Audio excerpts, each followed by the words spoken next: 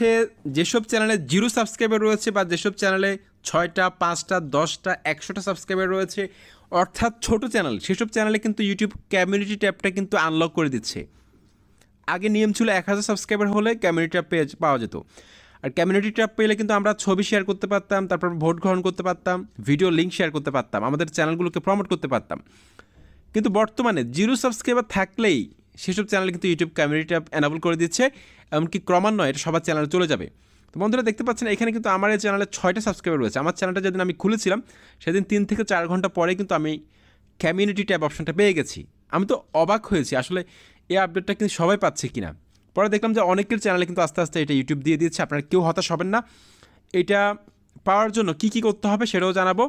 আর এটা আমি যে পেয়েছি সেটা এখন প্রমাণ দেখাচ্ছি। দেখতে পাচ্ছেন এখানে কমিউনিটি অপশনটা চলে এসেছে, 6টা সাবস্ক্রাইবার মাত্র। তো কমিউনিটির মধ্যে যদি আমি এখন ক্লিক করি, দেখতে পাচ্ছেন আমি এখানে দুটো ছবি শেয়ার করেছি, আমার 2টা লাইকও এসেছে। এটা কিন্তু কমিউনিটি ট্যাব। তো আমি এখানে যদি ক্লিক করি শেয়ারের ঘরটার মধ্যে, দেখতে পাচ্ছেন এখানে কিন্তু অপশন চলে এসেছে।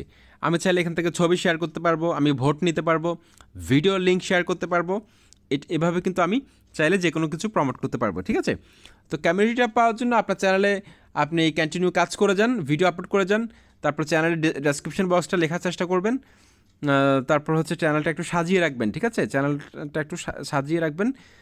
তাহলে লোগো রাখবেন, সেটা আপনার ছবি হোক বা লোগো বানিয়ে হোক, সুন্দরভাবে একটু সাজাবেন চ্যানেলটাকে, ঠিক আছে, একটু কাস্টমাইজ করে রাখবেন।